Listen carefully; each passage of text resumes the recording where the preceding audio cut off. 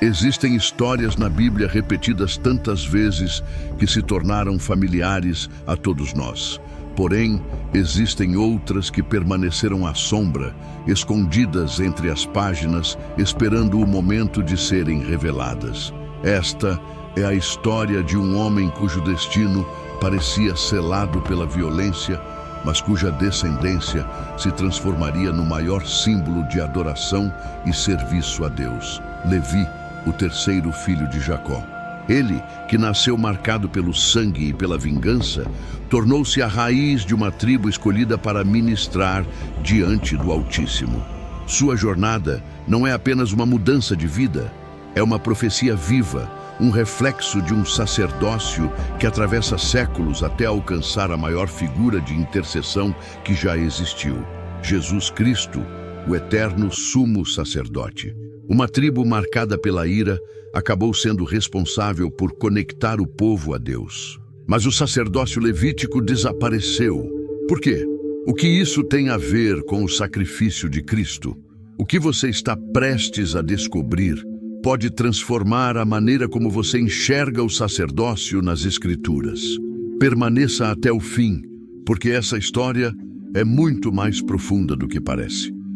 O nascimento de Levi. Nas terras de Arã, as noites eram silenciosas, mas dentro da tenda de Leia, uma mistura de alegria, cansaço e anseio tomava conta.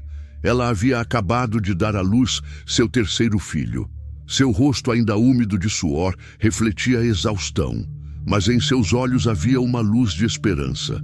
O bebê repousava em seu peito, bochechas coradas, dedos minúsculos agarrando a roupa da mãe com a fragilidade de quem acabou de chegar ao mundo. Para Leia, aquela criança era mais que um filho. Era sua terceira oportunidade de ser amada, sua terceira tentativa de conquistar o coração de Jacó. Desde o casamento, Leia vivia à sombra de sua irmã, Raquel. A união com Jacó não havia nascido do amor, mas do engano de Labão. Jacó a tomou como esposa contra a própria vontade, pois seu coração sempre pertenceu a Raquel. Por anos, Leia assistiu o marido olhar com ternura para a irmã, enquanto para ela sobravam apenas a frieza da obrigação. E, em meio à solidão, encontrou consolo na capacidade de gerar filhos, algo que Raquel até então não podia. Seu primeiro filho, Ruben, era sua esperança. Agora serei amada. O segundo, Simeão, era sua oração atendida. O Senhor ouviu que sou rejeitada. E então nasceu o terceiro. Ao olhar para o bebê, Leia declarou: desta vez, meu marido se unirá a mim. E lhe deu o nome Levi, da raiz hebraica lavá, unir, ligar, aproximar. Esse nome representava seu desejo de um vínculo real, um lugar definitivo na vida de Jacó. 3 filhos, um sinal de bênção, uma prova de que ela também tinha valor naquela família. Mesmo que o amor do marido ainda lhe fosse distante, sua fé permaneceu inabalável. Ela acreditava que um dia sua devoção seria reconhecida. A formação de Levi cresceu num lar marcado pela tensão. A preferência de Jacó por Raquel e pelos filhos dela gerou desequilíbrios. Filhos de Leia, de Bila e Zilpa competiam por espaço, atenção e identidade dentro da grande família patriarcal. Desde jovem, Levi demonstrava temperamento forte. Não era o mais falante, mas suas palavras tinham peso. Seu caráter foi moldado principalmente pela convivência com o irmão mais velho, Simeão. Entre os dois, formou-se um laço inquebrável, uma irmandade forjada pela dor herdada de sua mãe. Simeão era impulsivo, dominante, sempre envolvido em conflitos. Levi o seguia fielmente. Em jogos de caça, nas travessuras, nas discussões com os irmãos, Simeão estava na linha de frente e Levi ia logo atrás. Juntos, desenvolveram um senso de justiça que nasceu como defesa, mas que sem controle se tornaria perigoso. O sofrimento de Leia foi combustível para um fogo que um dia consumiria ambos. O fato de não serem plenamente aceitos alimentou em Simeão e Levi um sentimento de ressentimento em relação à divisão na família. enquanto outros irmãos aceitavam a situação com maior resignação. Simeão e Levi olhavam com desdém para a dinâmica familiar, enquanto o pai demonstrava favoritismo para com os filhos de Raquel, especialmente José, o mais novo. Naquela época, enquanto cresciam, a mãe deles lhes contava histórias dos patriarcas, das promessas feitas ao avô Isaque e ao bisavô Abraão. Falava-lhes de um Deus que protegia e abençoava o seu povo, de uma fé que precisava ser sustentada mesmo na adversidade. Contudo, no coração dos dois irmãos, permanecia também uma crescente impaciência, uma sensação de que a justiça deveria ser executada com as próprias mãos. Simeão, com sua personalidade impulsiva, era o primeiro a se lançar em confrontos. Levi, embora mais reflexivo, não hesitava em apoiá-lo quando a ocasião exigia.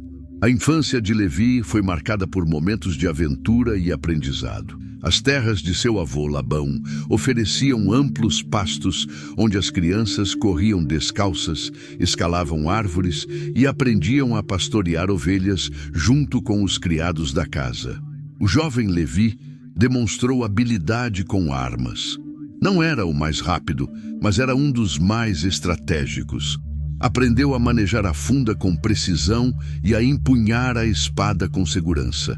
Uma característica que mais tarde definiria seu destino de maneira inesperada. Seu relacionamento com os outros irmãos oscilava entre camaradagem e competição. Rúben, o primogênito, muitas vezes tentava manter a ordem, mas sua liderança era questionada por sua natureza indecisa. Judá, outro dos irmãos mais velhos, possuía uma visão mais diplomática, buscando soluções em vez de confrontos diretos. No entanto, Levi e Simeão reagiam de forma diferente, com determinação e força, sempre que percebiam alguma injustiça. O ressentimento entre os dois irmãos tornou-se mais evidente com o passar dos anos. Enquanto Rúben buscava a aprovação do pai e José sonhava com visões que pareciam colocá-lo acima dos demais, Levi e Simeão começaram a formar seu próprio código de lealdade. Sua mãe havia sido desprezada por muito tempo, e aos olhos deles, seus filhos também. Sentiam a responsabilidade de proteger sua honra e a da família. Ninguém na casa de Jacó poderia prever o papel que Levi desempenharia no futuro. Naquele momento, ele não era mais do que um garoto forte e inteligente, cuja vida girava em torno dos campos, do gado e das pequenas disputas familiares. Contudo, dentro dele pulsava uma paixão que, se não fosse canalizada, poderia se tornar uma faca de dois gumes. Com o passar dos anos, essa determinação o levaria a tomar decisões que mudariam seu destino para sempre, e logo se transformariam em tragédia. Isso abalaria a família e testaria seu caráter.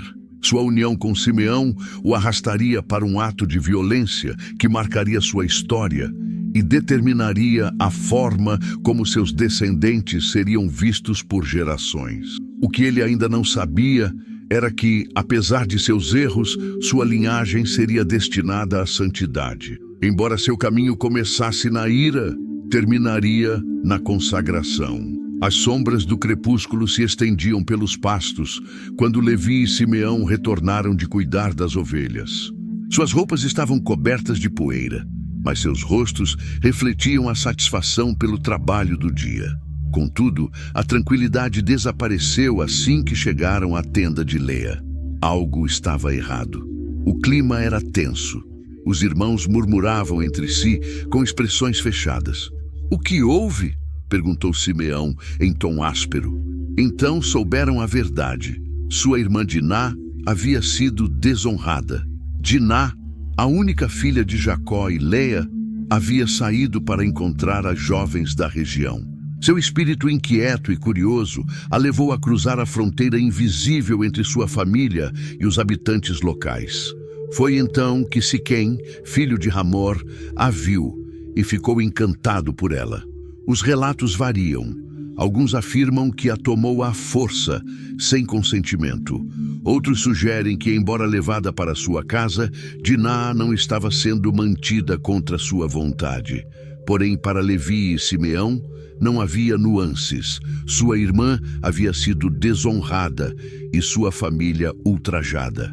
O fato de Siquém pedir ao pai que organizasse um casamento apenas agravou a situação. Como poderia ele ousar reclamá-la depois do que havia feito?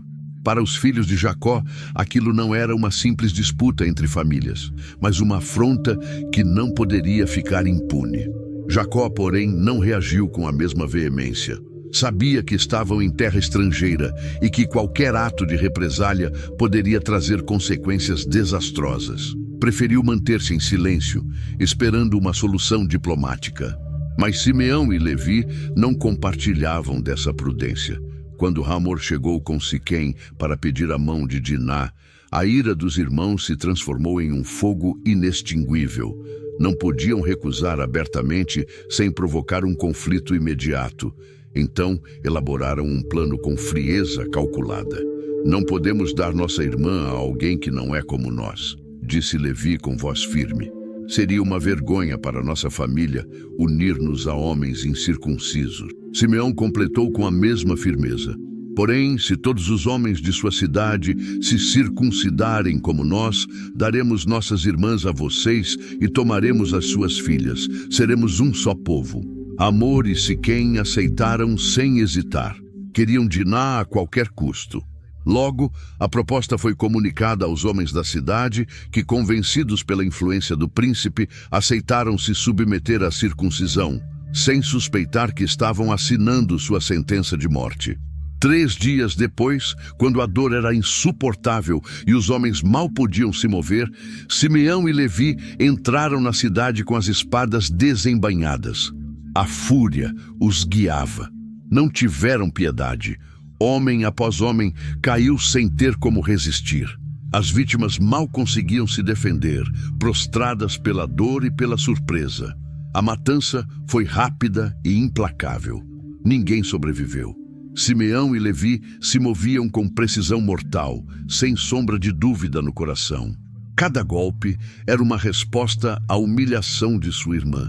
Cada vida tomada, um ato de vingança.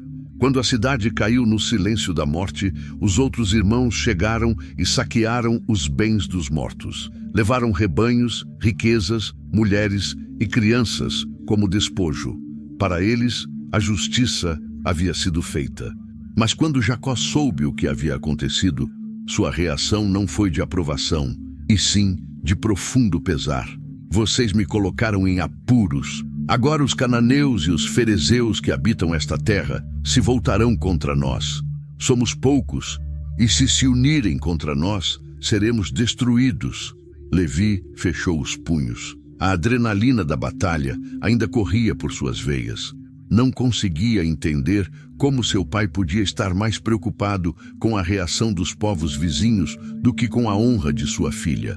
Acaso o medo político valia mais do que a dignidade de Diná? Não devemos permitir que tratem nossa irmã como uma mulher sem valor, respondeu Levi. Simeão assentiu em desafio, cruzando os braços. Mas, nos olhos de Jacó, não havia raiva. Havia decepção pelo que eles tinham feito. Não foi justiça, mas um massacre. Eles não haviam considerado as consequências, nem o impacto na segurança da família, nem a imagem que agora projetavam diante das nações vizinhas. O clima na tenda permaneceu tenso, mesmo com a presença dos demais. Nenhuma outra palavra foi dita. Levi sentiu o olhar do pai sobre ele, um olhar que o atravessava. Jacó já não o via apenas como seu filho, mas como alguém cujo temperamento poderia se tornar um perigo para toda a casa de Israel. A partir daquele dia, algo mudou na relação de Levi com seu pai.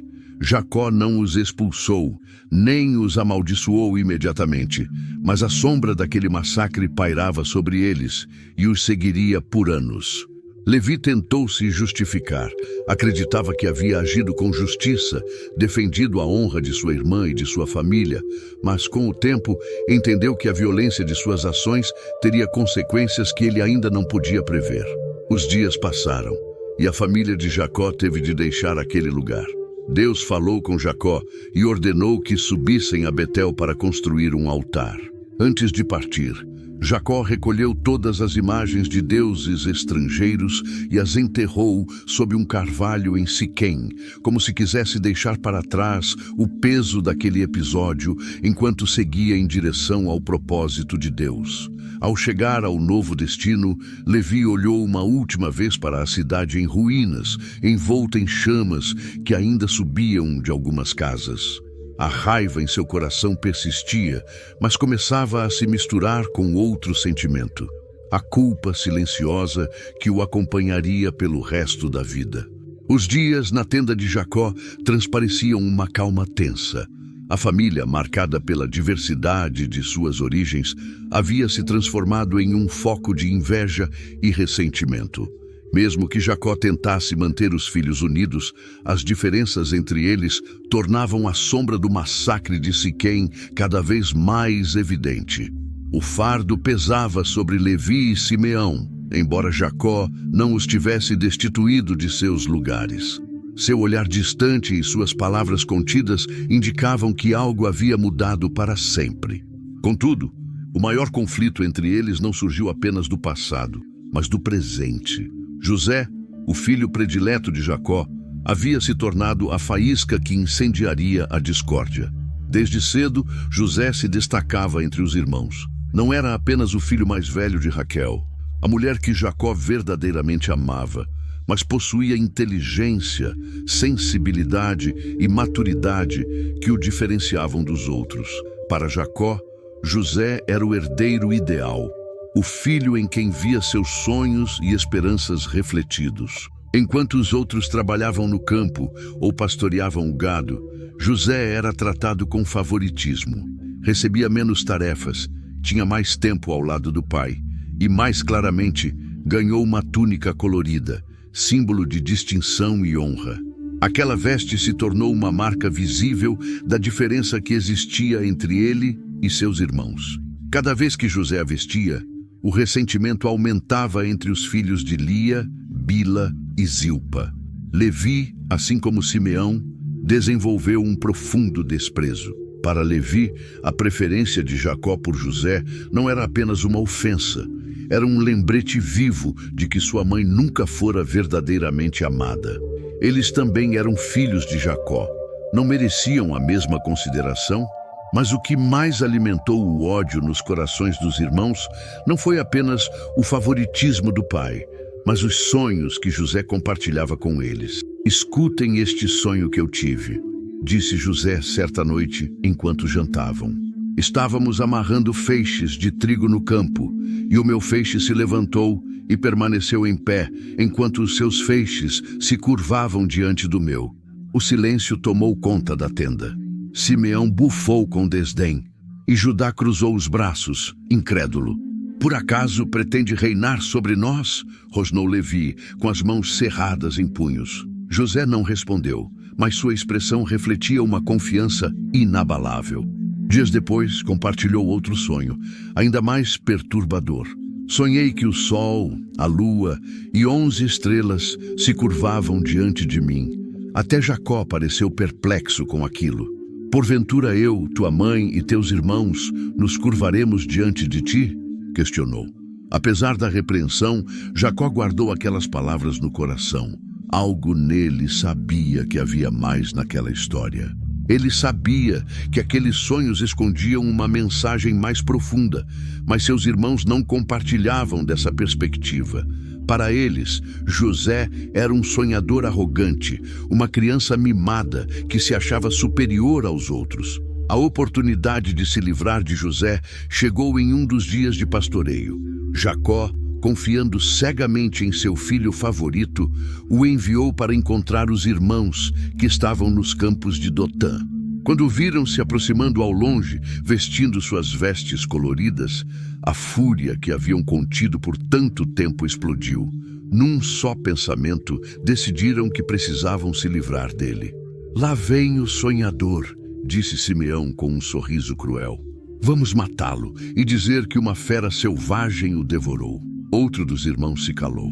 Levi sentiu o sangue ferver ao ver em sua mente a imagem do pai mimando José da mesma forma que sua mãe fora relegada à sombra dos sonhos. Aquilo o levou à beira da decisão mais sombria de sua vida. Mas antes que o plano fosse executado, Rubem interveio. Não vamos derramar sangue. Vamos jogá-lo nesta cisterna do deserto, mas não tocaremos nele. Os demais concordaram. Quando José chegou, foi levado à força. Seus apelos foram ignorados, enquanto arrancavam sua túnica e o atiravam na cisterna vazia. O eco de sua voz ressoou dentro do poço enquanto gritava por socorro. Levi deu alguns passos para trás. Seu coração batia forte, ele já havia matado antes, mas aquilo era diferente. José era seu irmão, seu próprio sangue. Porém, não fez nada. Apenas observou em silêncio, incapaz de ajudá-lo. Foi então que viram uma caravana de ismaelitas a caminho do Egito. Judá, mais pragmático, viu uma oportunidade. Se o matarmos, seu sangue ficará sobre nós para sempre. Melhor vendê-lo como escravo. Os outros aceitaram. Não havia motivo para matá-lo, se podiam se livrar dele de outro modo. Assim, José foi retirado da cisterna com as mãos amarradas e entregue em troca de 20 peças de prata. Levi observou enquanto seu irmão era levado embora. Os olhos de José ainda refletiam medo e desespero. Ele não disse nada, não tentou impedi-los. Havia escolhido seu caminho. Quando Rubem voltou e descobriu o que haviam feito, desesperou-se. Não havia como voltar atrás. Eles haviam cometido um ato irrevogável. Para encobrir a traição, pegaram a túnica de José, rasgaram-na e a mancharam com o sangue de um cabrito. Depois, levaram-na ao pai. Encontramos isto, disseram, evitando contato visual. É a túnica do teu filho. Jacó a pegou nas mãos. Sentiu seu mundo desmoronar. Uma fera o devorou, murmurou entre soluços. José foi despedaçado. A dor de Jacó foi insuportável. Ele vestiu roupas de luto e chorou por dias inteiros. Levi não pôde deixar de sentir o peso do que haviam feito enquanto via o pai sucumbir à tristeza. Pela primeira vez, perguntou-se se a raiva que os movia era realmente justificada. José se fora, e o vazio que deixou era palpável. As noites seguintes foram inquietas. Nos sonhos de Levi, ele via o rosto de José olhando para ele com reprovação. Via a túnica ensanguentada, ouvia os soluços do pai. A culpa começava a invadir sua alma como uma sombra que jamais desapareceria. Mas era tarde demais para arrependimentos. O que estava feito, estava feito. E embora o destino ainda tivesse planos para José, Levi não conseguia imaginar que um dia aquele irmão traído reapareceria em suas vidas, não como escravo, mas como o homem que decidiria o destino deles. Os anos passaram como o vento que erode as pedras, deixando marcas invisíveis nos rostos dos filhos de Jacó. Levi e seus irmãos envelheceram na terra de Canaã. Embora suas vidas parecessem seguir um curso normal, a sombra do passado ainda pesava sobre eles. A presença de José havia se dissipado no fluxo dos dias, mas sua ausência permanecia como uma ferida aberta na consciência daqueles que conheciam a verdade. Então, a terra deixou de dar frutos. A fome chegou como uma fera voraz, devorando tudo em seu caminho. As plantações e o gado sofreram, a seca foi implacável e os poços secaram, um após o outro. O desespero se espalhou entre as tribos. Jacó, que ainda liderava sua família com a sabedoria dos anos, tomou a decisão inevitável. Ouvi dizer que há grãos no Egito, disse com voz grave. Vão e comprem para nós, para que vivamos e não morramos. Levi olhou para os irmãos. Nenhum deles disse uma palavra, mas todos compartilhavam o mesmo pensamento. Egito era um mundo desconhecido, uma nação estrangeira cujo esplendor e poder eram lendários. Mas a necessidade não permitia o luxo do medo. Empacotaram o que tinham e partiram, deixando o pai idoso para trás com a esperança de retornar com o necessário para sobreviver. A viagem foi longa e desgastante. Quando finalmente chegaram ao Egito, ficaram maravilhados com sua grandiosidade. Templos, palácios e o próprio povo, vestidos com roupas luxuosas e disciplina impecável. Mas o que mais os impressionou foi o homem que os recebeu, o governador de toda a terra, o segundo depois do faraó. Prostraram-se diante dele, como a lei exigia. Aquele homem os observou em silêncio, com olhar afiado, percorrendo cada rosto. Então falou com voz firme: "De onde vocês vêm?" "Da terra de Canaã", respondeu Judá. "Viemos comprar alimento." O governador os olhou com intensidade, como se lutasse contra emoções contidas. De repente, seu semblante se endureceu. "Vocês são espiões. Vieram ver a nudez da terra." Os irmãos trocaram olhares alarmados. "Não, meu senhor", interveio Levi, tentando manter a calma. "Somos teus servos, filhos de um só homem. Não somos espiões." Mas o governador insistiu na acusação. Seu comportamento era severo, implacável. E ainda assim, havia algo nele, algo familiar. Mas nenhum deles o reconheceu. Era José, o irmão que haviam vendido como escravo 2 décadas antes, agora vestido com as vestes da autoridade egípcia, com o olhar de um homem que atravessara o fogo e emergira mais forte. José os pôs à prova. Exigiu que trouxessem o irmão mais novo. Benjamim foi levado como prova da sinceridade deles. José reteve Simeão como garantia e os deixou partir com seus sacos de grãos, mas também com uma inquietação que nenhum deles conseguia explicar. Quando regressaram a Canaã e contaram ao pai o que havia acontecido, Jacó recusou-se a permitir que Benjamim descesse ao Egito com eles. Porém, a fome continuou. E quando as provisões se esgotaram novamente, não houve alternativa. Desta vez, Benjamim partiu com os irmãos. Ao voltarem ao Egito, o governador os recebeu com uma postura diferente. Convidou-os para sua casa, ofereceu-lhes um banquete e demonstrou um interesse incomum pelo bem-estar deles. Mas a prova final chegou quando, após vender o grão, mandou colocar sua taça de prata no saco de Benjamim e, em seguida, os acusou de roubo. Os irmãos se prostraram diante dele, suplicando pela vida de Benjamim.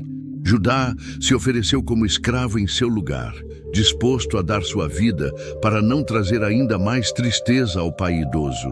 Foi nesse momento que José, comovido até o mais profundo do seu ser, não conseguiu mais se conter. Afastou-se alguns passos e chorou tão intensamente que até os egípcios da casa o viram.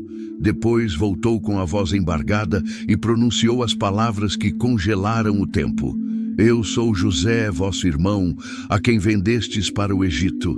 O silêncio foi absoluto. Levi sentiu o ar lhe faltar. Sua mente se recusava a processar o que ouvira. Era possível? O governador, aquele homem poderoso que tinha o destino de sua família nas mãos, era José, o mesmo que haviam traído, o mesmo que venderam por moedas de prata. O remorso atingiu o peito de Levi como uma lança. Durante anos, ele tentara ignorar a culpa, enterrando o passado. Mas agora, o passado estava diante dele em carne e osso. Contudo, José não buscava vingança.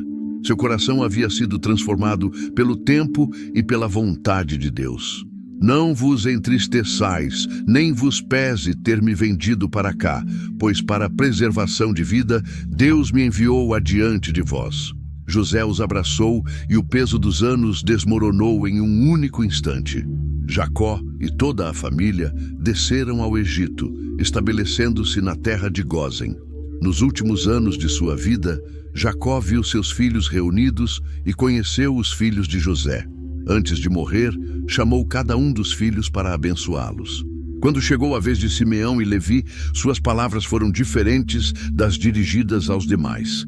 Simeão e Levi são irmãos. Instrumentos de violência são as suas espadas.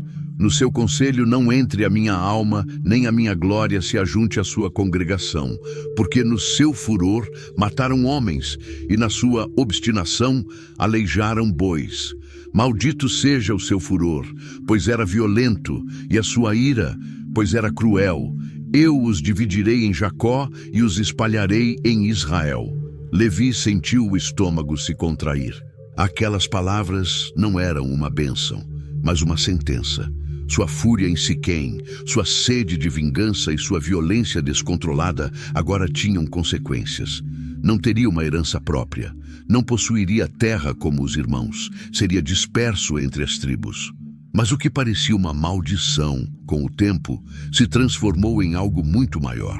Quando Deus escolheu uma tribo para cuidar do sacerdócio, não escolheu Judá, nem Rúben, nem José, escolheu os levitas. Levi não deixou uma porção de terra, mas deixou um legado. O sacerdócio de Israel, a tribo consagrada ao serviço de Deus. As palavras de Jacó não eram uma maldição absoluta, mas uma profecia velada. O que começou em ira, terminou em redenção. Os primeiros anos de Israel no Egito foram de abundância. José, com sua posição privilegiada na corte, garantiu que sua família se estabelecesse na fértil região de Gósen, perfeita para pastoreio e criação de gado. A tribo de Levi, como as demais, floresceu nesse novo lar. Durante um tempo, a relação entre hebreus e egípcios foi de benefício mútuo. Os levitas, embora não possuíssem terras como os demais, desempenhavam um papel vital na vida espiritual e social. Mesmo antes da instituição formal do sacerdócio, os descendentes de Levi começaram a ser reconhecidos como líderes e conselheiros em Israel. No entanto, com o passar das gerações, a memória de José se apagou. Um novo faraó, que nada devia aos hebreus, assumiu o trono. Olhou com suspeita para os descendentes de Jacó, que se multiplicavam rapidamente, tornando-se praticamente uma nação dentro do Egito. Movido pelo medo e pela política, declarou: "O povo dos filhos de Israel é mais numeroso e mais forte que nós. Vamos agir com astúcia." Assim começou a escravidão. Os hebreus foram forçados à servidão. Tijolos, barro, palha, obras intermináveis sob o chicote do capataz. A cada dia, o sofrimento aumentava e o desespero se espalhava. A tribo de Levi vivia uma realidade semelhante, mas com uma diferença sutil. O papel espiritual que desempenhavam dentro de Israel os protegia parcialmente da destruição completa. Não eram mais numerosos que as outras tribos, mas sua influência era grande. Guiavam o povo em tempos de trevas, lembrando-os das promessas feitas por Deus a Abraão, Isaque e Jacó.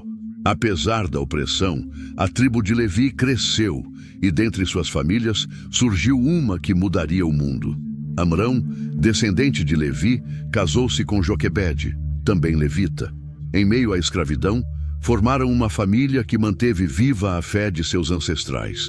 Tiveram 3 filhos: Miriam, a primogênita de espírito forte, Arão, o segundo, que seria o primeiro sumo sacerdote de Israel, e Moisés, o mais novo, cujo destino já estava escrito antes mesmo de nascer.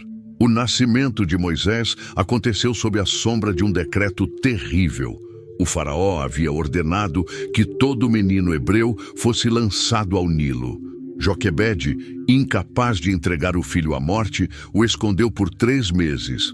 Quando não pôde mais manter o segredo, tomou uma decisão audaciosa. Colocou-o em um cesto de junco, selou-o com betume e o deixou flutuar nas águas, confiando que Deus o guardaria. E então, o milagre. A filha do faraó encontrou o cesto e, comovida pelo choro da criança, decidiu adotá-lo como seu próprio filho. Moisés, o menino hebreu destinado à morte, foi criado no palácio do faraó, recebendo a educação e o treinamento da realeza egípcia. Mas seu sangue levítico corria pelas veias e, com o tempo, seu destino o chamaria de volta ao seu povo para se tornar o libertador de Israel. Enquanto Moisés crescia na corte egípcia, a tribo de Levi continuava sofrendo sob o jugo da escravidão. Porém, em seu interior, algo se gestava. Não eram uma tribo qualquer. Haviam herdado a intensidade e a paixão de seu antepassado Levi, o homem que havia agido com fúria em Siquém, mas cujo linhagem estava destinado à santidade. Sem terras próprias, Sem riquezas materiais, os levitas tinham apenas uma coisa: sua fé. E quando o momento da redenção chegasse, seriam eles os primeiros a responder ao chamado de Deus. Logo, o clamor de Israel chegaria aos céus, e o Deus de Abraão levantaria Moisés para guiar o seu povo para fora do Egito. Porém, a tribo de Levi tinha um propósito ainda maior para cumprir: ser os guardiões da lei e ministros do tabernáculo, a tribo separada para o serviço do Senhor. O que começou como uma maldição sobre Levi, logo se tornaria sua maior bênção. O tempo passou como um rio que flui sem parar. Moisés, o menino resgatado das águas do Nilo, cresceu entre os muros do palácio do Egito, cercado de luxo e treinado na sabedoria dos egípcios. Contudo, embora seu corpo vestisse como um príncipe, seu coração ainda pulsava como o de um hebreu. Quando Moisés descobriu sua verdadeira identidade, sentiu um profundo conflito dentro de si. Seu povo era escravo, submetido aos cruéis chicotes dos capatazes egípcios, enquanto ele vivia na opulência da realeza. Um dia, movido pela ira e senso de justiça, matou um egípcio que agredia um escravo hebreu. Mas, em vez de ser aclamado como herói, foi rejeitado e denunciado. Temendo por sua vida, fugiu para o deserto de Midian, onde viveu por anos como um simples pastor. Foi na solidão do deserto que Deus o chamou, numa sarça ardente que não se consumia. O Deus de Abraão, Isaque e Jacó falou com ele e lhe deu um mandato claro: deveria retornar ao Egito e libertar o seu povo. Moisés, cheio de dúvidas, tentou recusar. Quem sou eu para me apresentar diante do faraó e tirar os filhos de Israel do Egito? Mas Deus não buscava sua força, apenas sua obediência. Eu estarei contigo, respondeu o Senhor. Moisés não estava sozinho.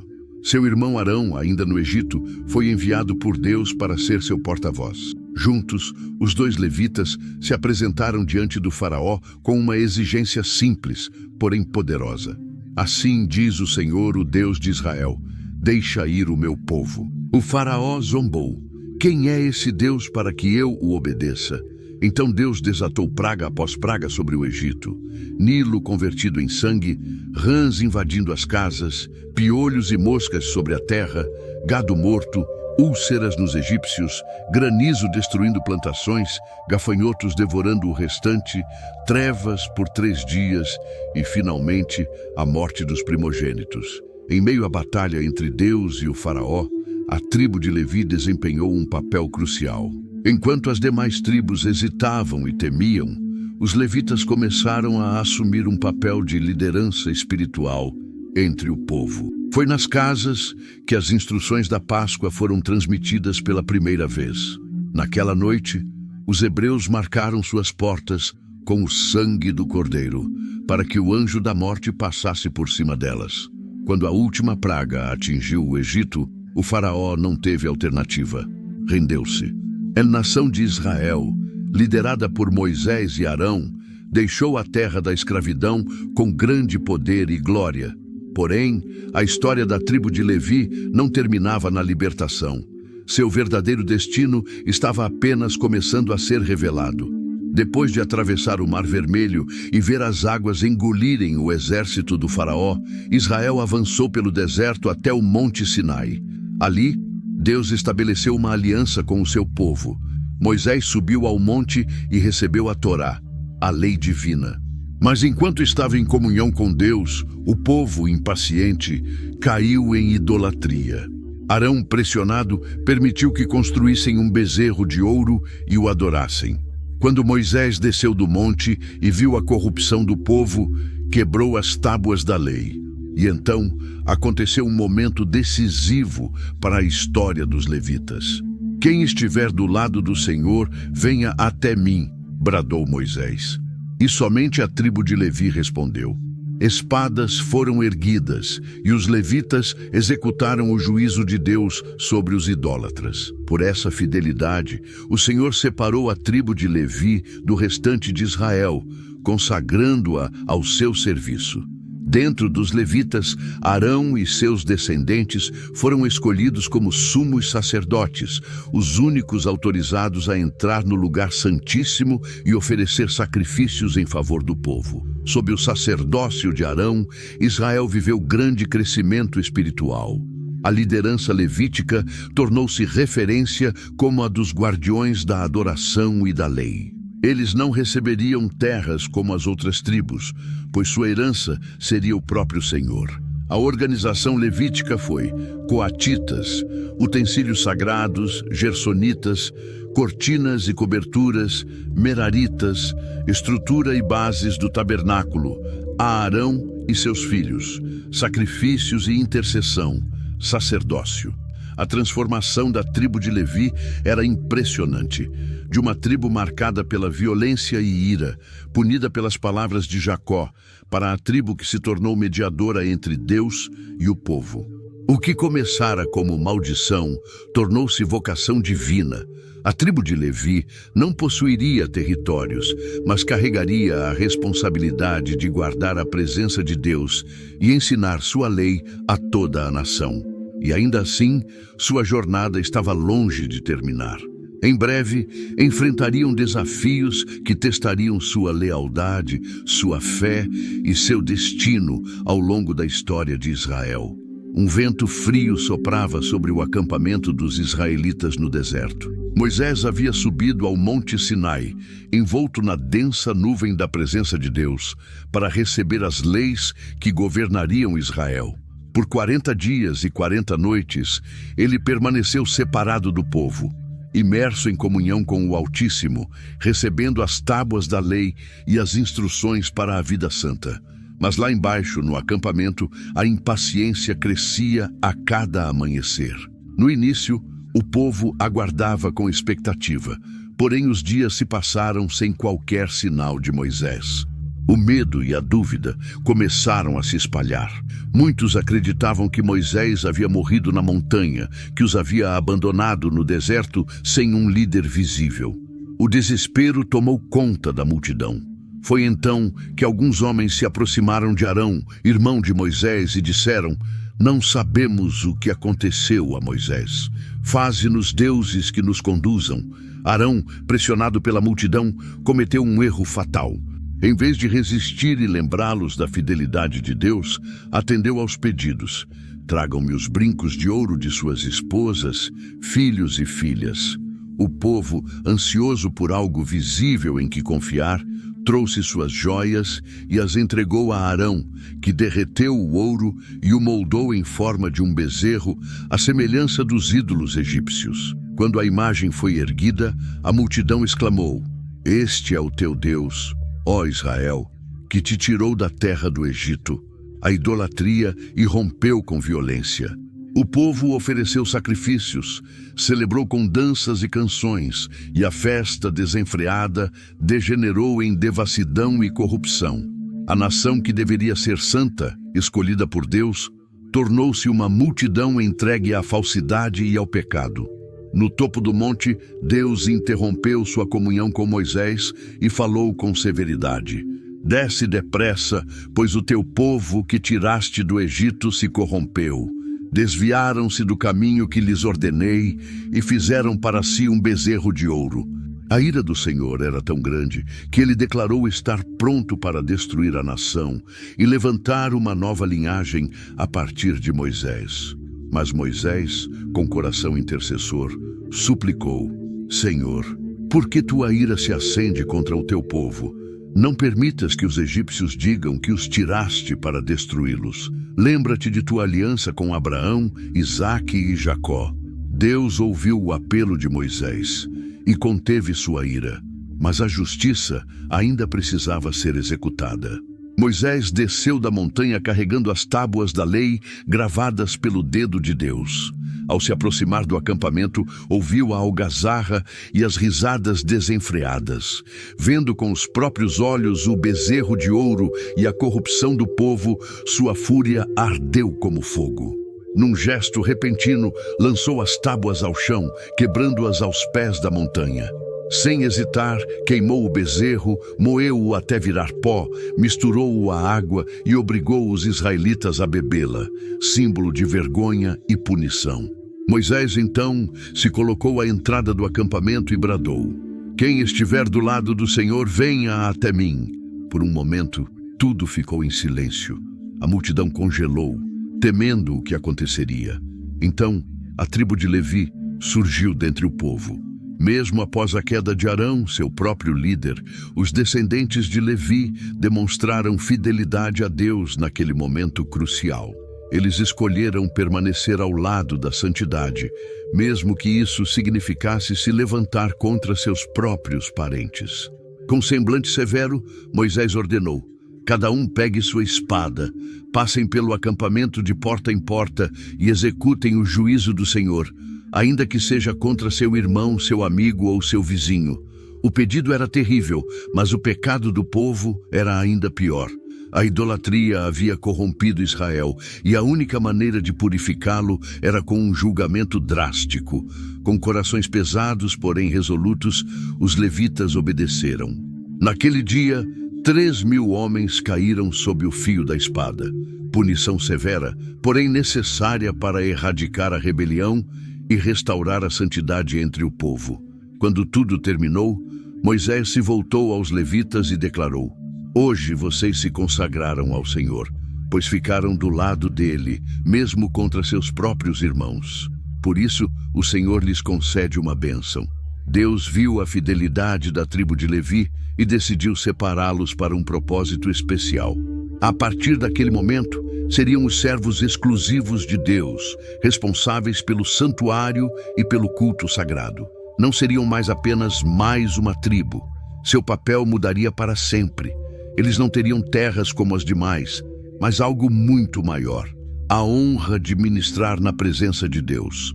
Arão e seus filhos foram estabelecidos como sumos sacerdotes, e os demais levitas foram designados para servir no tabernáculo, cuidar dos utensílios sagrados e liderar o povo na adoração. Assim, cumpriu-se o destino de Levi, o terceiro filho de Jacó. O homem que na juventude desencadeou violência em Siquém, cuja linhagem havia sido dispersa sem herança em Israel, agora via sua tribo unindo o povo com Deus. A sentença proferida séculos antes por Jacó: "Eu os dispersarei em Israel", não era uma maldição definitiva, mas uma profecia. Os levitas seriam dispersos, não como párias, mas como sacerdotes em cada tribo e em cada região, ensinando a lei, oferecendo sacrifícios e conduzindo o povo em adoração. O fogo que antes consumia Levi em ira, agora queimava como zelo santo. O que antes era violência descontrolada, transformou-se em fervor pela santidade. Os levitas tornaram-se os guardiões da presença divina, os únicos autorizados a se aproximar do sagrado, mediadores entre Deus e Israel. Sua história é testemunho de que Deus transforma caráter e redime até aqueles marcados por erros profundos. O que começou com violência e maldição terminou com santidade e bênção. Mas a história deles não termina ali. Ainda enfrentariam desafios, provações e revelações que definiriam seu papel ao longo da trajetória de Israel. Após o episódio do bezerro de ouro, os levitas confirmaram sua escolha pelo Senhor. Seriam uma tribo diferente, sem território próprio, sem riquezas materiais, pois sua maior herança seria servir a Deus. No deserto, o tabernáculo, o santuário portátil da presença de Deus, foi construído no centro do acampamento. Ali, os sacrifícios eram realizados, a oferta contínua mantida e a chama da adoração nunca se apagava. Para isso, Deus separou e organizou a tribo de Levi, dando a cada família uma responsabilidade específica, desde o transporte do tabernáculo até a realização dos sacrifícios sagrados. Os levitas estavam organizados em 3 grupos principais, de acordo com suas linhagens: os coatitas, descendentes de Coate, Scut, filho de Levi; os gersonitas, descendentes de Gerson, filho de Levi; e os meraritas, descendentes de Merari. também filho de Levi. Cada grupo tinha funções específicas relacionadas ao tabernáculo e ao seu transporte durante a jornada pelo deserto.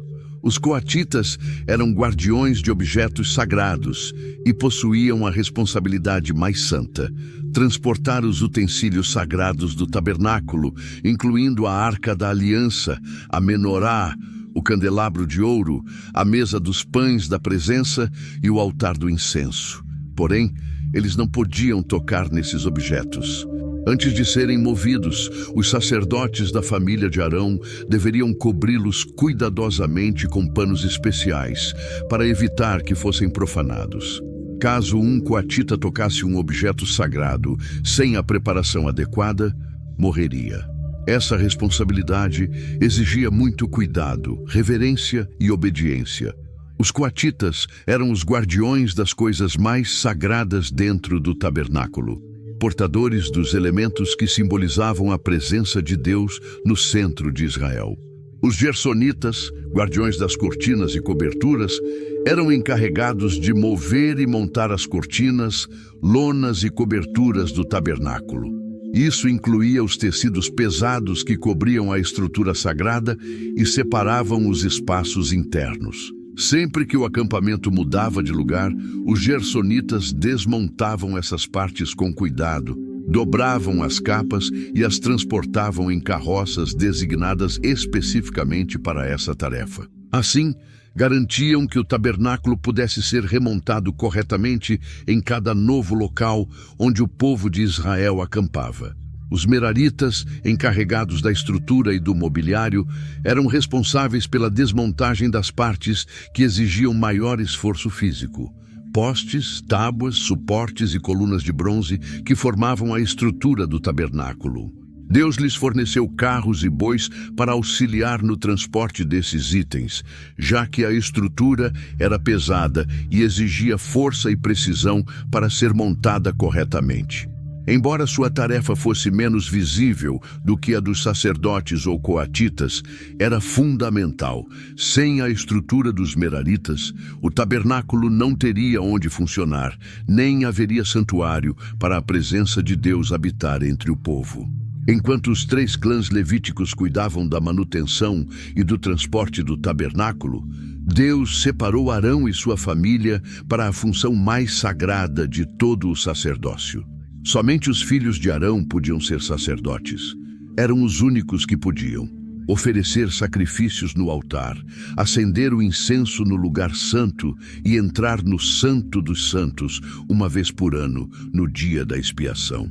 Deus estabeleceu que o sumo sacerdote deveria vir da linhagem de Arão, e suas vestes refletiam a solenidade de seu chamado. Suas roupas incluíam o éfode, túnica sagrada, 2 pedras de ônix nos ombros, gravadas com os nomes das tribos de Israel, o peitoral do juízo, com 12 pedras preciosas representando cada tribo, o Urim e Tumim, instrumentos para discernir a vontade de Deus, e a diadema de ouro com a inscrição: Santidade ao Senhor. Todos os dias, os sacerdotes ofereciam sacrifícios no altar, mantinham o fogo aceso e apresentavam as orações do povo ao Senhor.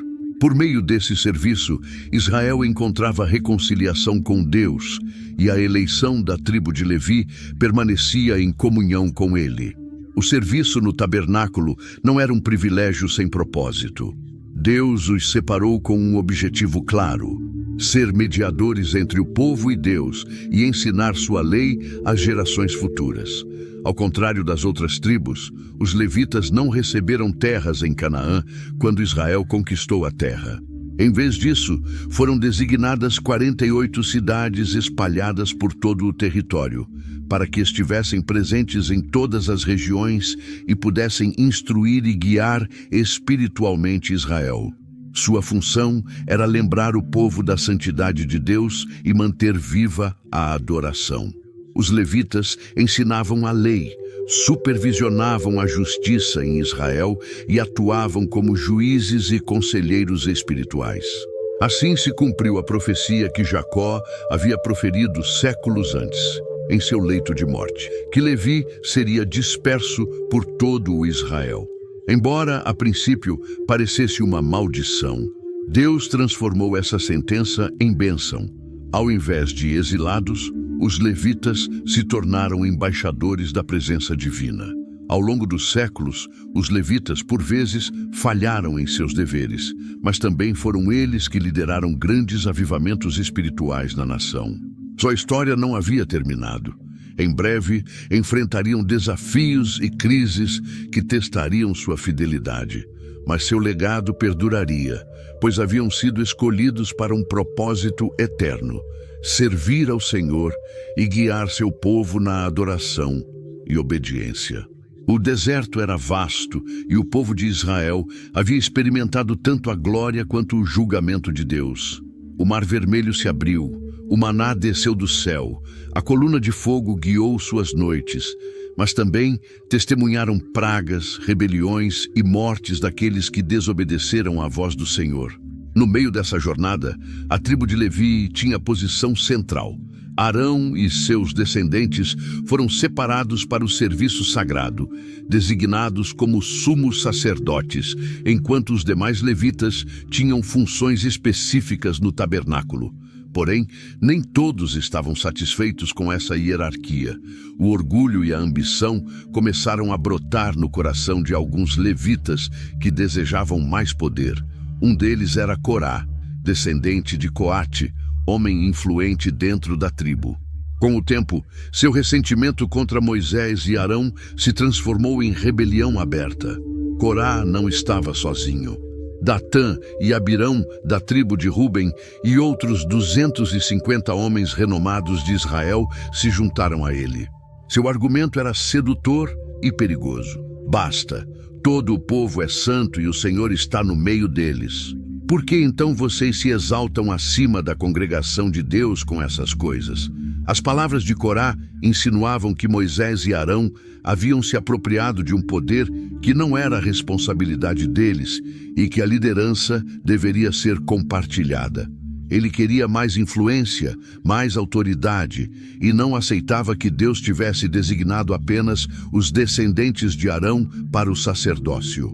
A insatisfação se espalhou entre os levitas em relação ao sacerdócio. Muitos rapidamente começaram a questionar a liderança de Moisés e Arão. Por que apenas alguns deveriam ter acesso ao santuário? Por que eles também não podiam ser sacerdotes? A rebelião já estava em curso quando Moisés ouviu as palavras de Corá. Ele caiu com o rosto no chão, não por medo, mas por dor. Sabia que não fora ele quem ascendera à liderança, mas sim que o próprio Deus o havia escolhido. Então levantou-se e respondeu firmemente: Amanhã o Senhor mostrará quem é santo e quem ele escolheu. Cada um de vocês tomará o seu incensário, o encherá com fogo e incenso perante o Senhor. O homem que Deus escolher será o santo.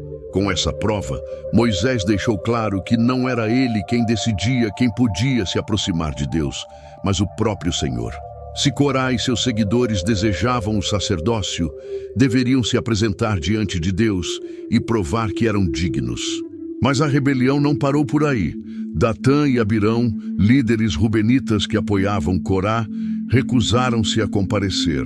Eles confrontaram Moisés e o acusaram. Você nos tirou do Egito, uma terra que mana leite e mel, apenas para nos fazer morrer aqui. Você acha que vai nos governar como um tirano? Essas palavras eram uma distorção da verdade. O Egito nunca foi uma terra de bênçãos para Israel, mas uma nação opressora. Contudo, a nostalgia e o descontentamento fizeram aqueles homens esquecerem o propósito de Deus. Moisés, indignado, clamou a Deus, dizendo que nada havia tomado deles, nem os havia tratado com injustiça. Depois, foi até Corá e seus seguidores levitas. Não lhes basta que Deus os tenha separado para o seu serviço? Vocês também desejam o sacerdócio? Vocês se rebelaram contra mim, mas amanhã se rebelarão contra o Senhor. Em Corá, Datã, Abirão e os 250 homens pegaram seus incensários e se apresentaram diante da entrada do tabernáculo, preparados para a prova. A congregação de Israel se reuniu para testemunhar o resultado. Então, a glória do Senhor apareceu no tabernáculo, e Deus falou com ira, dizendo a Moisés e Arão que se afastassem, pois ele estava prestes a destruir toda a congregação. Moisés e Arão caíram com os rostos em terra e clamaram: Ó Senhor, Deus dos espíritos de toda a carne, acaso um só homem pecou, e tu te indignarás contra toda a congregação? O Senhor ouviu sua intercessão e ordenou que a congregação se afastasse das tendas de Corá, Datã e Abirão. Moisés, obedecendo ao mandamento divino, advertiu: se estes homens morrerem de morte comum, então não foi o Senhor quem me enviou. Mas se a terra se abrir e os engolir vivos, então saberão que desprezaram o Senhor. Ele mal havia terminado de falar quando o chão tremeu. Um rugido profundo ecoou, a terra se abriu, e Corá, Datã, Abirão, suas famílias e todos os seus bens foram engolidos vivos. O povo gritou de terror e fugiu em todas as direções, temendo ser engolido também. Mas o julgamento não terminou ali. Fogo desceu do céu e consumiu os 250 homens que haviam oferecido incenso, demonstrando que Deus não aceitou o sacrifício, nem a rebelião. Somente os filhos de Corá sobreviveram, e nas gerações futuras se tornariam compositores de muitos salmos. Apesar desse julgamento terrível, o povo de Israel continuou murmurando contra Moisés e Arão, dizendo que eles haviam matado o povo do Senhor, ignorando que o juízo viera diretamente de Deus. Para pôr fim à controvérsia, o Senhor ordenou uma última prova. Cada tribo deveria apresentar uma vara com o nome de seu líder, e a vara do homem escolhido por Deus floresceria. Foram colocadas 12 varas no tabernáculo, incluindo a de Arão, representante da tribo de Levi. No dia seguinte, apenas a vara de Arão havia florescido, brotando amêndoas e folhas verdes. Esse milagre selou a escolha divina. Arão e seus descendentes eram os únicos designados por Deus para o sacerdócio. A vara de Arão foi colocada na Arca da Aliança como um sinal eterno de que ninguém deveria desafiar o sacerdócio estabelecido por Deus. A história de Corá e sua rebelião deixou uma marca indelével na história de Israel. Não apenas mostrou que Deus é quem escolhe seus servos, como também lembrou a todos que a ambição desmedida e o orgulho conduzem à destruição.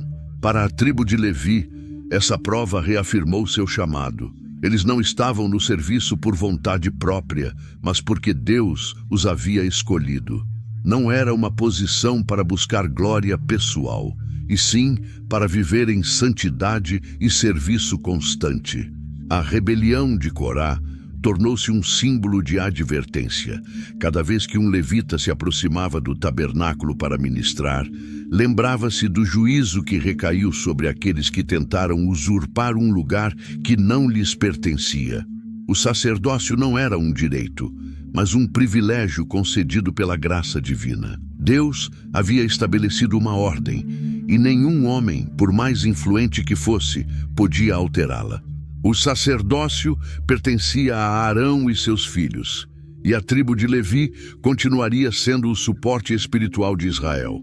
Após 40 anos de peregrinação no deserto, a geração que havia saído do Egito foi substituída por outra.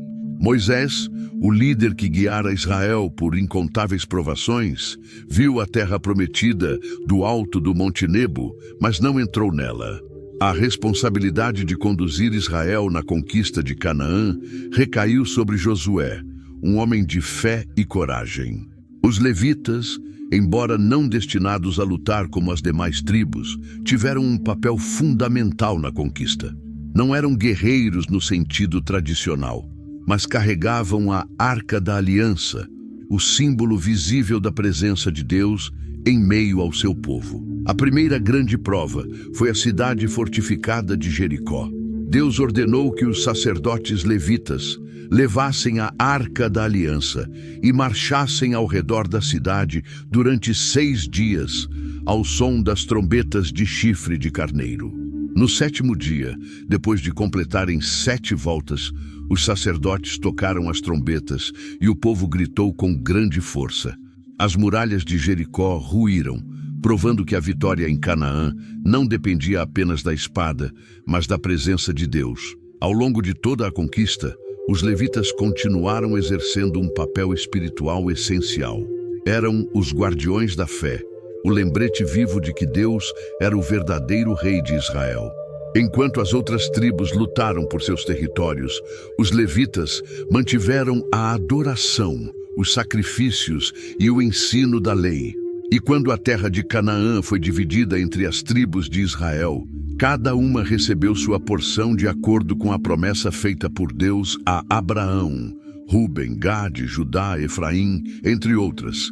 Manassés e as outras tribos tomaram posse de territórios específicos, mas a tribo de Levi não recebeu sua própria terra. O próprio Deus explicou o motivo. Essa decisão significa que vocês não darão aos levitas nenhuma herança na terra de Israel, porque ele disse: eu sou a herança. Números, capítulo 6, versículo 20. Enquanto as outras tribos cultivavam, os levitas criavam gado e construíam casas para seu sustento. Chamados a viver em completa dependência de Deus, no lugar das terras agrícolas deles, haveria uma porção que incluiria as ofertas, dízimos e sacrifícios apresentados no tabernáculo. Essa decisão teve um profundo significado espiritual. Os levitas representavam a relação especial entre Deus e Israel, e não por meio de posses materiais.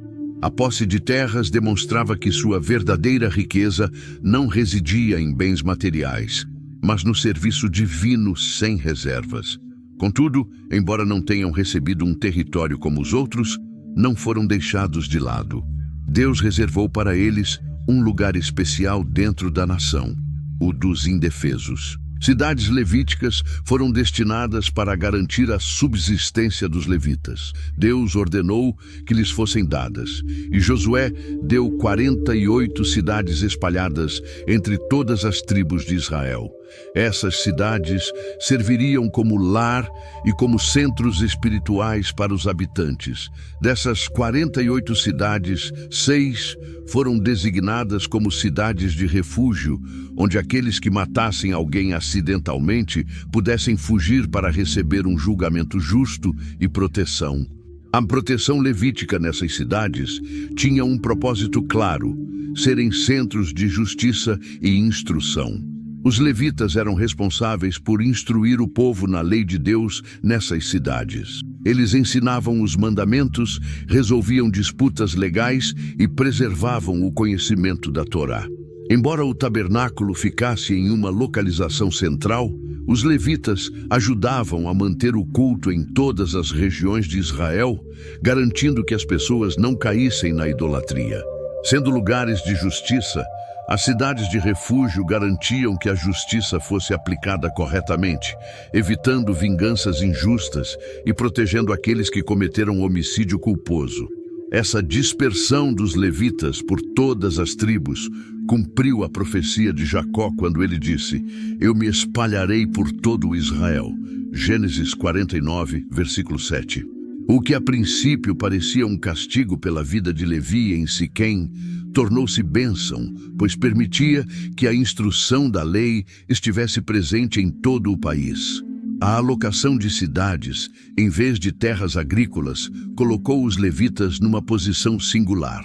Enquanto as outras tribos se concentravam na vida cotidiana, agricultura e criação de gado, os levitas dedicavam-se ao eterno, o serviço a Deus e o ensino. Com o tempo, sua presença, impulsionada por sua vocação, tornou-se fundamental para a estabilidade espiritual de Israel. Embora tenha havido momentos em que alguns levitas falharam em seu chamado, em outras épocas foram líderes dos avivamentos espirituais na nação. Profetas como Samuel e líderes como Esdras foram levitas que desempenharam um papel fundamental na história de Israel. O fato de os levitas não terem uma herança na terra lembrava a todo Israel uma verdade mais profunda: Deus mesmo é a verdadeira herança do seu povo. Enquanto as demais tribos cultivavam a terra, os levitas cultivavam a presença de Deus. Enquanto outros colhiam trigo, eles colhiam sabedoria e justiça. Enquanto outros defendiam seu território com espadas, os levitas defendiam a fé com o ensino e a adoração. A terra prometida era um presente de Deus, mas a presença de Deus era o maior presente de todos. Os levitas, com sua vida e serviço, eram o lembrete constante dessa verdade para toda a nação. Com a conquista de Canaã e o estabelecimento das tribos na terra prometida, os levitas continuaram sua tarefa como guias espirituais em Israel.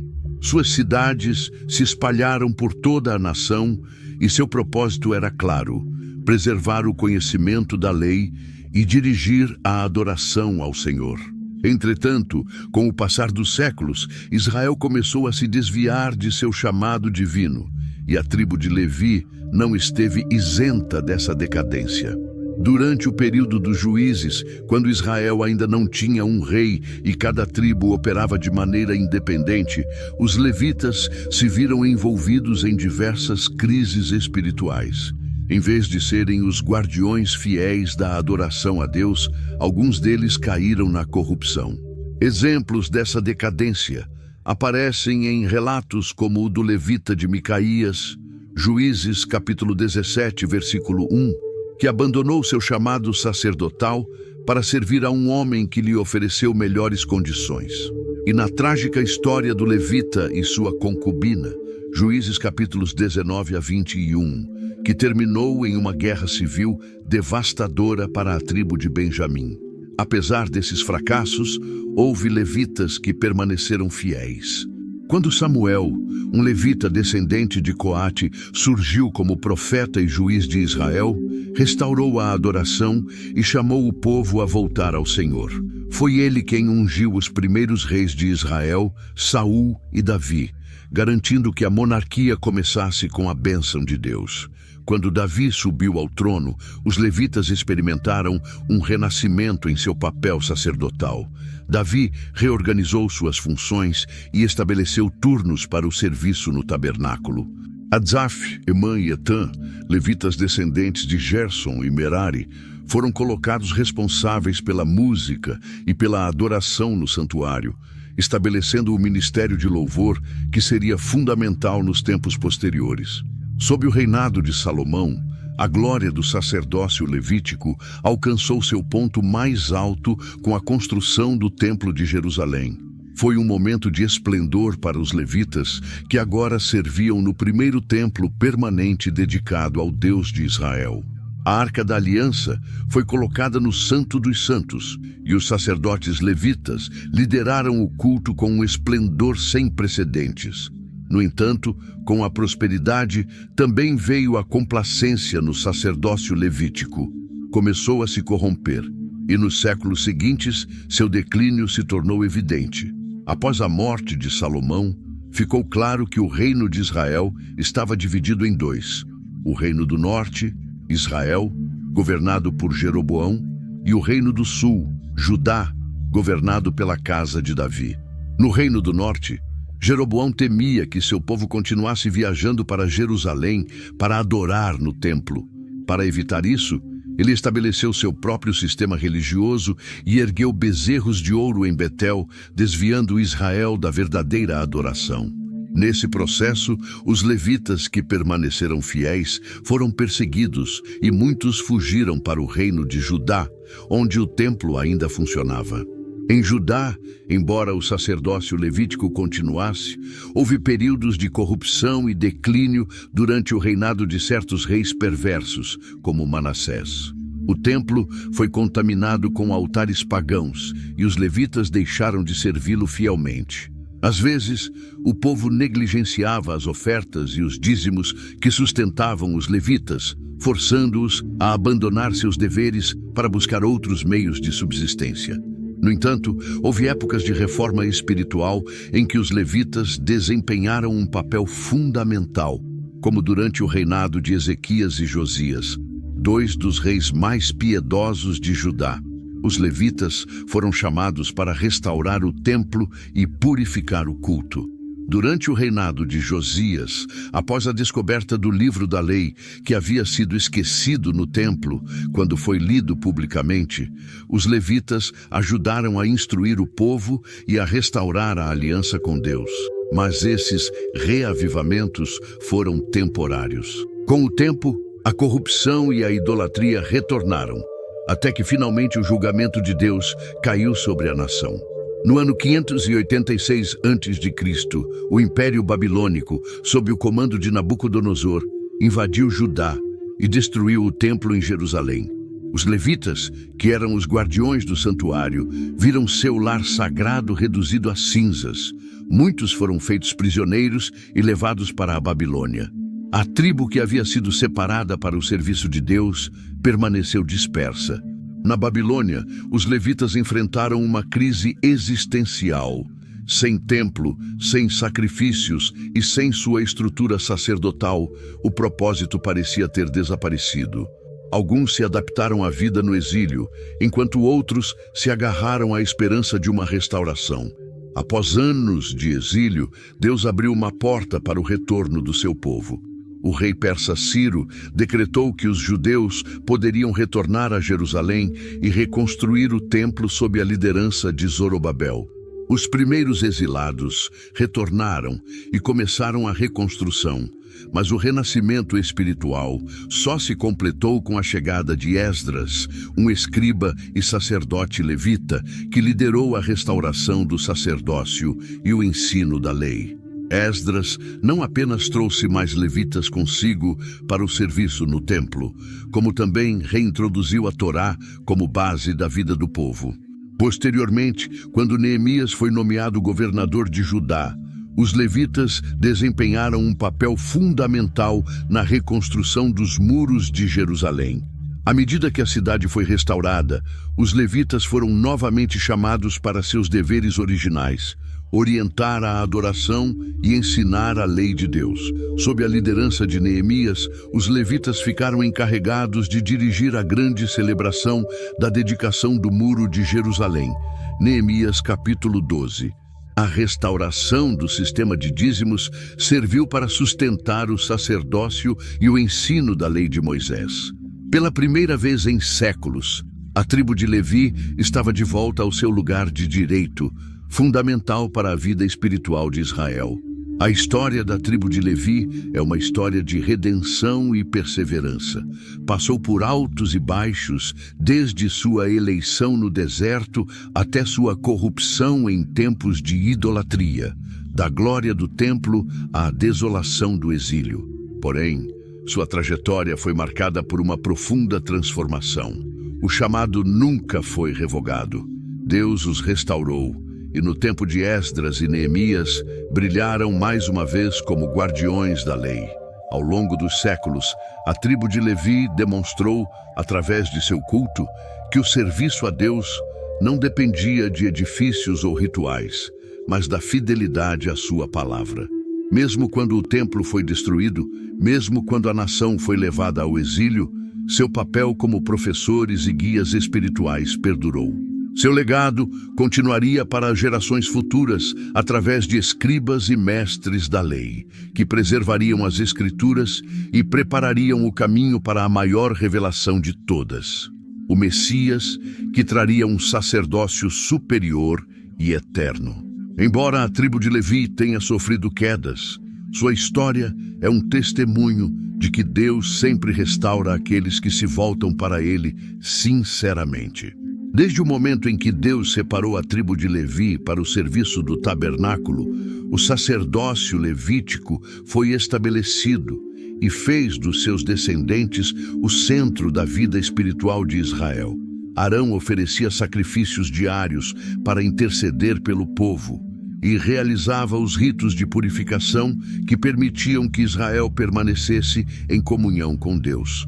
Este sistema foi estabelecido por mandato divino, mas nunca foi o plano final de Deus. Desde o início, o sacerdócio levítico foi uma sombra de algo maior, uma representação terrena de uma realidade espiritual mais profunda, que só seria revelada séculos mais tarde. Com a chegada de Jesus, ficou claro que o sacerdócio levítico tinha limitações. Os sacerdotes eram pecadores e precisavam oferecer sacrifícios por si mesmos antes de interceder pelo povo. Os sacrifícios tinham que ser repetidos constantemente porque não conseguiam eliminar o pecado definitivamente. O sacerdócio era transmitido por herança, o que significava que a morte de um sumo sacerdote obrigava outro a assumir o seu lugar. Essas deficiências indicavam que o sacerdócio levítico não era eterno nem perfeito.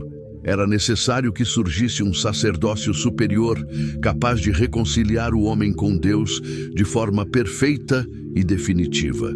Foi então que Jesus surgiu na história, trazendo um sacerdócio completamente diferente, que não dependia dos descendentes de Arão, mas de uma linhagem superior. O autor da Epístola aos Hebreus explica que Jesus não era um sacerdote da linhagem de Levi e Arão, mas segundo a ordem de Melquisedeque. Hebreus capítulo 7, versículos 1 ao 1. Quem era Melquisedeque? Em Gênesis 14, versículos 18 a 20, Melquisedeque aparece misteriosamente. Ele é descrito como rei de Salém e sacerdote do Deus Altíssimo, que abençoa Abraão depois que ele derrota seus inimigos. O que é notável em Melquisedeque é que ele não tinha genealogia sacerdotal, e ainda assim era reconhecido como um legítimo sacerdote de Deus. O Salmo 110 profetiza que o Messias seria sacerdote para sempre, segundo a ordem de Melquisedeque, o que indicava que seu sacerdócio não seria baseado na lei de Moisés nem na linhagem de Arão. Essa profecia foi cumprida quando Jesus veio ao mundo. Embora humanamente pertencesse à tribo de Judá e não à tribo de Levi, o sacerdócio de Cristo não dependia da linhagem humana, mas do chamado divino. Hebreus 7, versículos 23 a 25, explica a grande diferença entre o sacerdócio levítico e o sacerdócio de Cristo. Os outros sacerdotes foram muitos, porque a morte os impedia de continuar, mas este, porque permanece para sempre, tem um sacerdócio imutável. Portanto, pode salvar perfeitamente aqueles que por ele se chegam a Deus, vivendo sempre para interceder por eles. Jesus é o sumo sacerdote eterno, o único que não precisa oferecer sacrifícios por si mesmo, porque ele é perfeito. Não precisa repetir seu sacrifício várias vezes, porque sua morte na cruz foi suficiente para pagar por todos os pecados da humanidade. Quando Jesus morreu na cruz, algo extraordinário aconteceu no templo de Jerusalém. O véu do templo rasgou-se em dois, de cima para baixo. Mateus capítulo 27, versículo 51. Esse véu separava o lugar santo do lugar santíssimo, onde somente o sumo sacerdote podia entrar.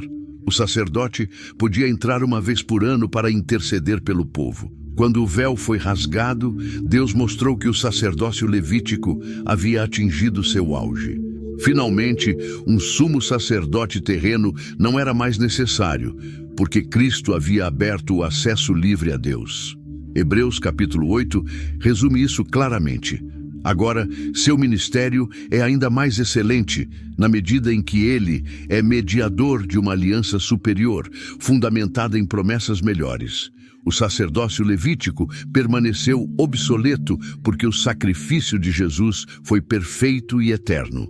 Após a ressurreição de Cristo e a pregação do Evangelho, o Templo de Jerusalém e o sistema sacerdotal continuaram a funcionar por algum tempo, mas no ano 70 depois de Cristo, os romanos destruíram o templo. A partir de então, o sacerdócio levítico deixou de ter função.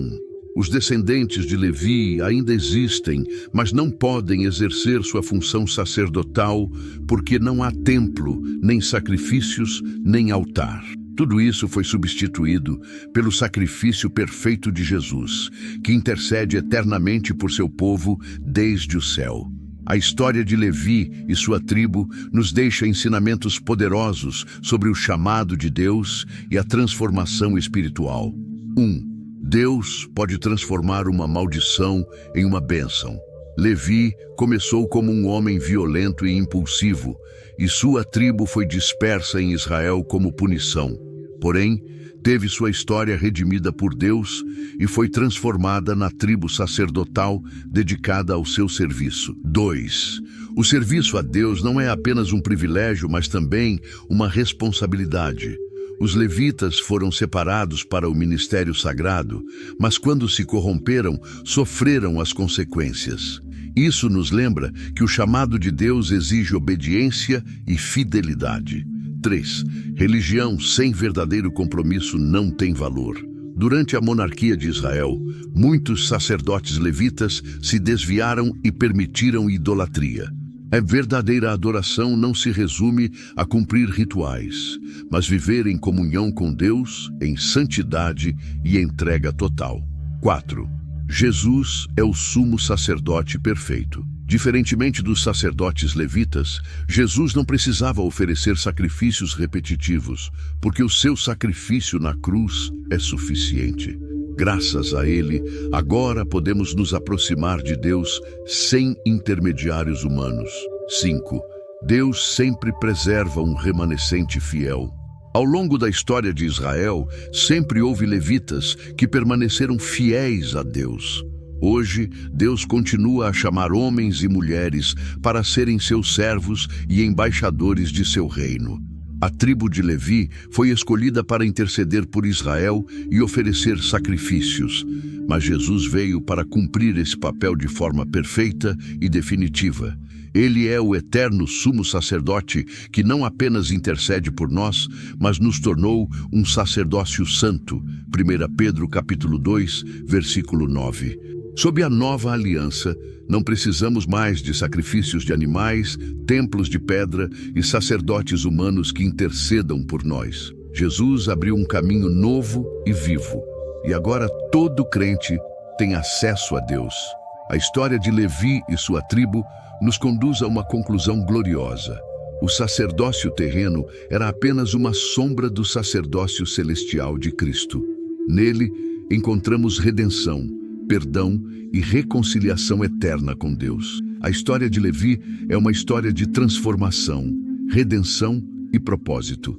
O que começou com uma natureza impulsiva e violenta terminou em um chamado divino que moldou toda uma nação. Sua tribo passou por momentos de glória e declínio, fidelidade e corrupção, mas no fim, Deus cumpriu seu propósito neles. Contudo, o sacerdócio levítico era apenas uma sombra do plano perfeito de Deus. Quando Cristo veio ao mundo, ele estabeleceu um sacerdócio eterno, superior a tudo o que existiu antes. O sacrifício que ele fez na cruz marcou o fim dos sacrifícios levíticos e abriu um caminho direto para Deus. Hoje, a história de Levi nos ensina grandes lições.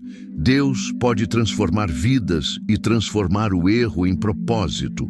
O verdadeiro sacerdócio não se trata de rituais, mas de viver em comunhão com Deus. Jesus é o nosso sumo sacerdote eterno e nele encontramos salvação e redenção.